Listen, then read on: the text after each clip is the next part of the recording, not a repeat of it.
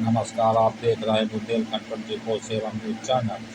सत्ता दल के राष्ट्रीय अध्यक्ष राजा भैया ने सभी पार्टी कार्यकर्ता व समर्थक की बैठक करके यह फैसला लिया कि सभी पार्टियों से जुड़े परिवार के लोग जहां चाहें वोट कर सकते हैं। जनता दल के राष्ट्रीय अध्यक्ष रघुराज प्रताप सिंह उर्फ राजा भैया आज अपने सभी पार्टी परिवार जनों के साथ बैठक होने के बाद आदेश हुआ जारी। हर पार्टी से जुड़ा व्यक्ति आजाद है, जिसे चाहे वोट कर सकता है। राजा भैया ने कहा कि वोट देने से पहले यह जरूर सोच लें कि वोट किसी गलत को न दे, जो विकास करे आपके क्षेत्र में उसे ही दे, जो जन सुलभ हो, जो आपको मिल सके, जिससे आप अपनी समस्या कह सके और यह आपकी समस्या को सुनते हुए आपकी समस्या का निदान कर उसे आप चुन सकते हैं। और यह भी बताया कि हमसे मिलने दोनों पार्टी के प्रत्याशी आए। हमने उनसे कहा कि पहले हम अपने परिवार के लोगों के साथ बैठक कर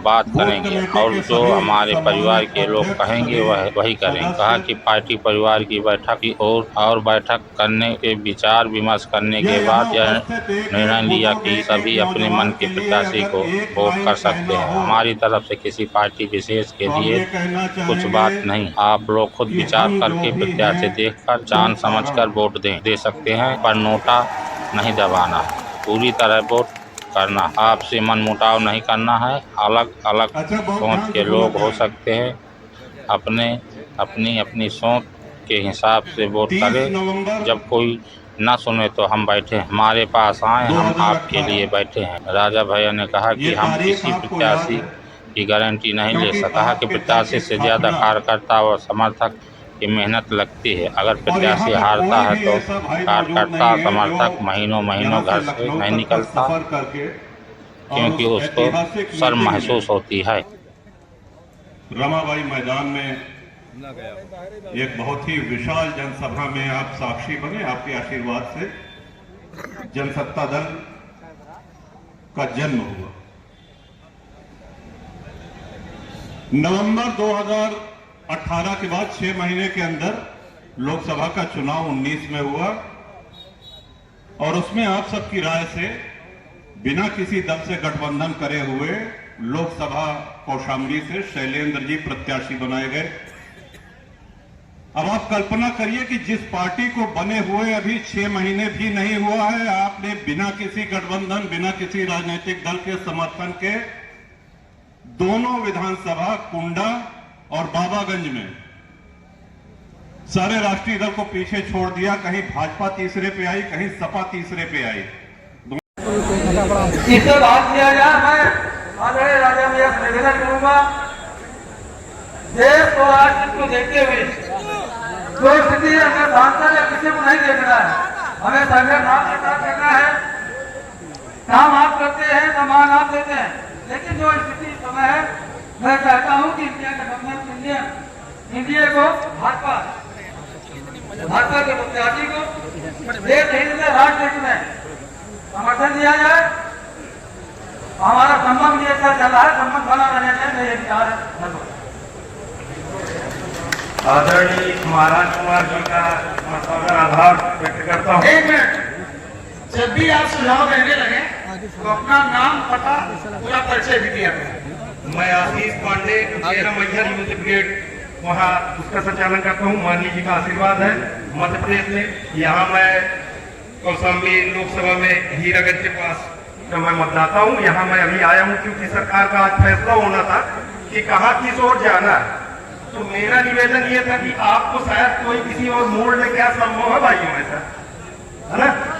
आप जहाँ मोड़ेंगे वहाँ हम लोग जाएंगे। और किसी सरकार और किसी में इतना वो नहीं है कि आपको, अगर ये है कि कुछ सरकारें जो डरा धमका रही है तो आपको कोई डरा धमका नहीं सकता।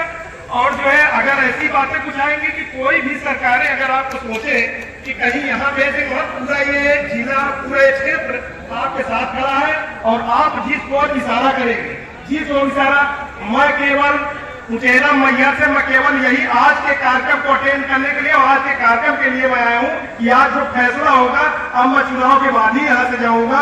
इस फैसले के लिए आया हूँ, सरकार का जो फैसला होगा वो हम लोगों को सर्वमान्य है। और इससे हमारे हिसाब से सारे लोगों को एक मत हो जाना चाहिए, इसलिए कि हमारे परिवार के गार्जियन फैसला एक व्यक्ति को लेना, भाई हम लोग नहीं ले सकते, फैसला आपको लेना है, आप गार्जियन है हमारे सरकार को।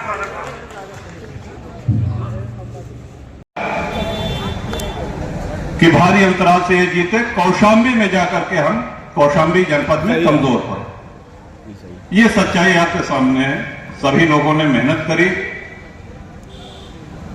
अब जब लोकसभा आया तो किसी कारणवश या कुछ कारणोंवश गठबंधन नहीं हो सका किसी दल से, और यह निर्णय लिया गया कि इस बार जनसत्ता दल के झंडे से चुनाव नहीं लड़ना है।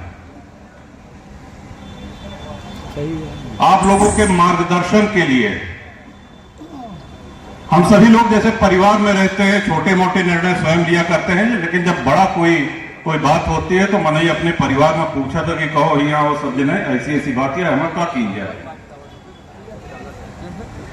बाडी के बेटा, तो ये एक परिवार की बैठक हो रही है, ये कोई जनसभा नहीं है। अब परिवार बड़ा है तो बैठक भी बड़ी होगी, और ये आपसे दिशा निर्देश, आपकी राय लेने के लिए, इसमें कहीं किसी का कोई स्वार्थ नहीं है, लेकिन हमारे मन में कुछ उलझन है, कुछ समस्या है,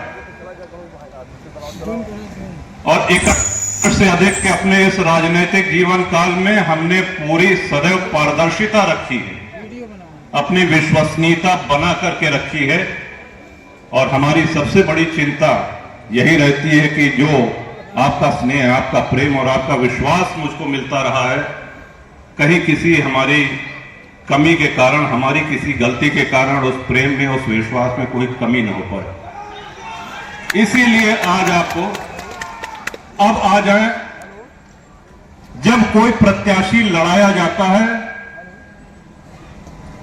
तो आगे से पीछे 20 बार सोचते हैं, कई लोगों की राय लेते हैं, और यहां पे जो